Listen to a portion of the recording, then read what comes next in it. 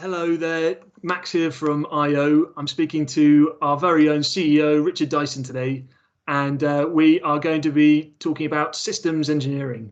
So, hi, Richard. Why is systems engineering important, and what is it? Yeah, hi Max. So thanks for that. So essentially, systems engineering, I mean, the kind of definition is that it's an interdisciplinary field of engineering and engineering management that focuses on how to design and manage complex systems over their life cycles.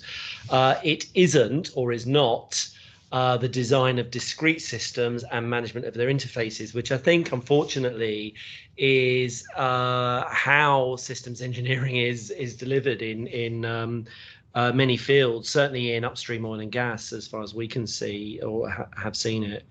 And it's incredibly important because, essentially the kinds of projects we're involved in, infrastructure projects, building an aircraft, building a car, these are complex systems, and, optimizing one element of the system may compromise overall system performance. And that's the same for say, a large oil and gas project or a complex energy transition project. There are some areas that can be investigated independently and analyzed, but much of the problem is interdependent, and therefore the interdependencies have to be investigated.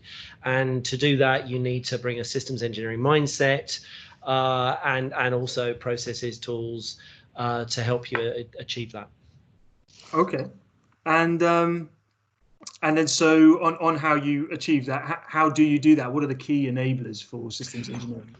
Well, I think that systems engineering is first of all you need to have a facilitator or a project leader who has that systems mindset, so has a breadth of experience and understands that the interdependencies are important. That's the first thing. So it's always about people first and foremost.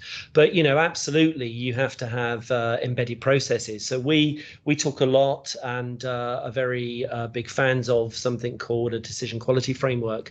And when you look at the kind of key elements of decision quality, you can see quite clearly that they map very well actually to the fundamentals of systems engineering actually. So first and foremost, we managed to deliver a systems approach to the work that we do because we found everything we do on this decision quality framework. And I think more than that now, that we've learned from, say, 3G, the software industry that have introduced agile working practices. We've introduced agile working practices into IO and the kind of work that we do too. So these are manifested in things such as, creating an integrated team that is empowered to make decisions. You put them into a strong matrix rather than having people pull from pillar to post and distracted. So they're focused on the problem in hand. That we talk at IO about a project first culture, and that has all of those things have to be underpinned by a strong backbone of processes and procedures, which we have and others have as well. And I think so for example, a workflow or a practice that we have is that we do, when we're executing projects, have daily scrums, 15-minute scrums with the multidiscipline team where they can talk and discuss their single discipline issues, but understand how they interact with the wider system. Okay, and then, so you mentioned the importance of people. Thinking what makes for a good systems engineer? Do you need to be a generalist? Do you need to know a lot about everything? Well, I think first of all, declaring with any great decision or any problem, understanding that you're dealing with the system is first and foremost. But yeah, absolutely, it's not, you don't walk out of university necessarily as a systems engineer. Certainly in upstream, what we find, any discipline can actually morph into, any discipline person can morph into a systems engineer, but they absolutely have to have a breadth of experience. And be able to understand that there are these interdependencies that need to be to understood and evaluated. And really they need to be able to ask the right questions. They need to be able to pull the discipline specialists away from diving into the detail too much and keeping a focus on the problem that we're trying to solve or the question that we're trying to answer. And so it's a mix, as always. Some technical skills, but definitely systems engineers have to have emotional intelligence. They need to be facilitators.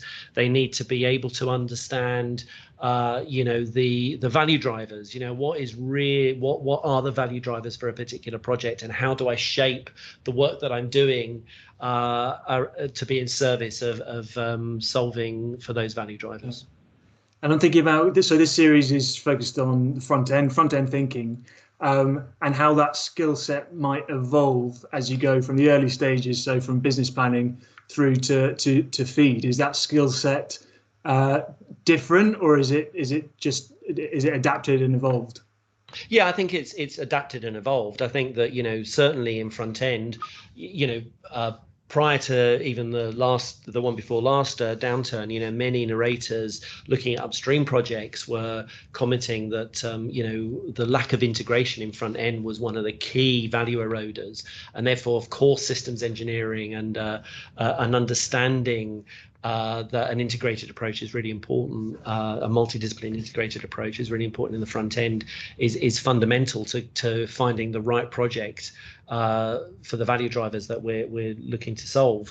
But as you move into feed and detailed design, I think when I graduated back in the mid 80s, projects maybe were less complex, and there were engineering managers that sat and worked together and solved for the system. I don't think we have that anymore in big feed contractors or detailed designers. I think that skill set has been lost, and we need to rediscover it, because the way in which we have seen feed more so than detailed design, but when you're still making tier 2 decisions, those decisions seem to be made in silos, and the whole system impacts, I've seen this personally many times, the whole system impacts are not really being weighed until it's too late. And this is actually, we call this death by 1,000 cuts, or creeping normality, and we need to solve that problem in how we execute projects in the future, for sure. Great. Well, thank you very much. I think we've got some good insight on what systems engineering is and why it's important. We've touched on how you do it and the enablers around systems engineering, and where and when is best to apply it. But just sort of as a closing thought, do you think that this is still a dying art, or this is something that? No, I don't. I think that too often the problems manifest in projects because a systems approach hasn't been applied early on, and the decisions have been taken in silos. There are skills there, but perhaps the value of a systems approach, an integrated approach, isn't necessarily understood. I mean, e.g., I just challenge people: how often have you asked for an organogram, say, of your feed team? Have you ever seen a systems engineer called out as a key role? Do people even, as I say, know what it means? It morphs into, oh, he's the interface manager and runs the interface register, and that is absolutely not what systems engineering is. Is the system that I'm designing, or the end, as an example, an SPS surf system, they need to fit together, and they need to fit together with a flow assurance solution. Who is looking after that? Who is looking after the system? Because it's not the SPS engineer, it's not the surf engineer, and perhaps it might be the flow assurance engineer, or maybe not. But there is a systems engineering requirement there to make sure that entire, overused word, system works as it should. Yeah. Great, thank you. And obviously really interested in hearing you, the listeners' thoughts on systems engineering and its importance. But thanks for listening, and thank you very much, Richard.